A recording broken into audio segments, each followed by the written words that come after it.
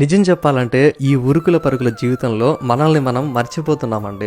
శారీరకంగా, మానసికంగా ఒత్తిడికి గురవుతున్నాం. అసలు ప్రకృతితో మమేకమవడం పూర్తిగా మర్చిపోతున్నామండి. ముఖ్యంగా ఈ టౌన్ లో, సిటీలో ఉంటున్న వాళ్ళండి. ఇలా తీర్థయాత్రల ద్వారా అసలు సెల్లుకైతే సిగ్నల్స్ లేకుండా ప్రశాంతంగా కొండల కోనల అంచుల్లో ఎగుడు దిగుడు బండరాలు ఎక్కుతూ దిగుతూ ఉంటే, ఓవైపు ఎండకు చెమటలు పట్టేస్తుంటే, ఇంతింత దూరం నడిచే అలవాటు మనకు లేక నడవలేక నడుస్తుంటే, దెబ్బకు తొడలు పిక్కలు పట్టేస్తుంటే అక్కడక్కడ ఆగి మనం తెచ్చుకున్న తినుబండారంతా తినేసి పానీయాలను తాగేసి పొట్ట నిండిపోయి ఉబ్బిపోయి అమ్మ బాబోయ్ ఇక నా వల్ల కాదు అని అలసిపోయి సేద తీరుతుంటే, మనకన్నా ఎక్కువ వయసు ఉన్న వారిని చూసి బాబోయ్ ఈ వయసులో కూడా ఇంత చకచకమని నడుస్తున్నారని, అప్పట్లో వీళ్ళు ఏం తిన్నారో ఏంటో అనుకుంటుంటే, శేషాచల అడవుల్లో దాగి ఉన్న మహా ఔషధ వృక్షాల నుంచి వస్తున్న స్వచ్ఛమైన గాలి మనల్ని స్పర్శిస్తూ ఉత్తేజపరుస్తుంటే, ఎండ నుంచి ఉపశమనం కలిగిస్తున్న ఎత్తైన బలమైన వృక్షాల మధ్యలోని నీడలో నడుస్తూ నీటి సెలయల గలగలలు, పక్షుల ఆనంద కిలకిలలు,